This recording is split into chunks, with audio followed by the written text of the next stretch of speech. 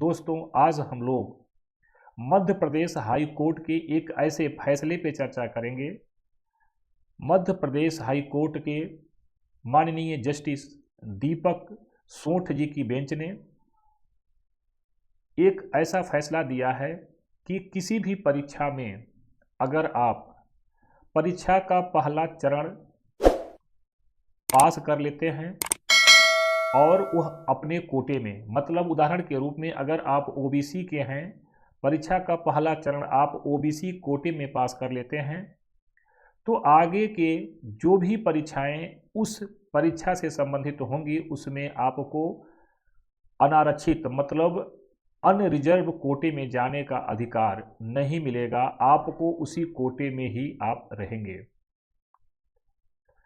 क्योंकि जस्टिस दीपक सोठ साहब ने स्पष्ट कर दिया है कि आपने जिस परीक्षा में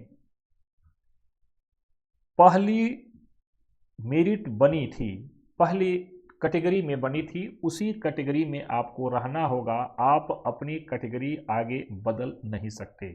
इसमें दो तरह की बातें सामने दिखाई पड़ रही हैं। पहला कि जब आप फॉर्म भरते हैं तभी आपका डिसीजन हो जाता है कि आप किस कैटेगरी में हैं, लेकिन अक्सर देखा जाता है कि जब मेरिट बनती है तो कुछ लोगों को सामान्य कैटेगरी में मतलब अनारक्षित कैटेगरी में नाम को डाला जाता है और बाद में इस तरह की समस्याएं सामने आती हैं। जब फाइनल लिस्ट बनती है अंतिम परीक्षा की, तो उस समय अगर आप चयन से बाहर हो जाते हैं तो आप यह मांग करते हैं कि हमें कोटे में हमसे कम पाने वालों के बराबर रखा जाए, हमसे कम जो नंबर पाए हैं। यहीं पे ये समस्या उत्पन्न हो जाती है। इसी बात को लेकर के मध्य प्रदेश उच्च न्यायालय ने जो निर्णय दिया है वह इसी डाउट को दूर करने के लिए दिया है कि जो पहली परीक्षा होगी, प्रथम चरण की परीक्षा में जिस कैटेगरी में आप अपने के दावेदार रखते हैं उसी कैटेगरी में आपको जगह दे दी गई है।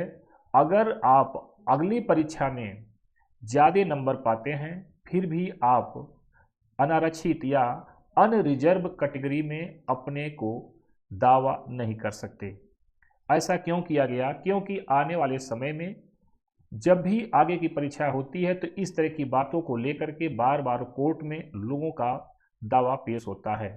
तो यहाँ पे नुकसान और फायदा किसका है, इस बात को लेकर के विधिक आज़ादी चर्चा आपसे करना चाहती है। आप अगर इसके नुकसान और फायदे को जानना चाहते हैं तो आप विधिक आज़ादी के कमेंट बॉक्स में लिख सकते हैं। विधिक आज़ादी आपकी इस तरह की बातों पे चर्चा करने के लिए तैयार है कि कहां से ये समस्या उत्पन्न होती है और आपको क्या करना चाहिए। मतलब जो भी लोग रिजर्व कोटे के हैं उन्हें किस तरह का कदम उठाना चाहिए ताकि उन्हें आने वाले समय में किसी भी परीक्षा के मेरिट लिस्ट की समस्या का सामना न करना पड़े, जो उनकी मंशा है वह पूर्ण हो सके। तो मित्रों, इस तरह की अगर समस्या आए दिन आप देख रहे हैं तो आप विधिक आज़ादी के साथ जुड़िए। आपको विधिक आज़ादी हर समय अपडेट करती रहेगी, क्योंकि विधिक आज़ादी आपको आज़ाद करने के लिए ही कार्य करती है। और विधिक आज़ादी का सदस्य बनिए और अपनी समस्याओं का समाधान पाइए।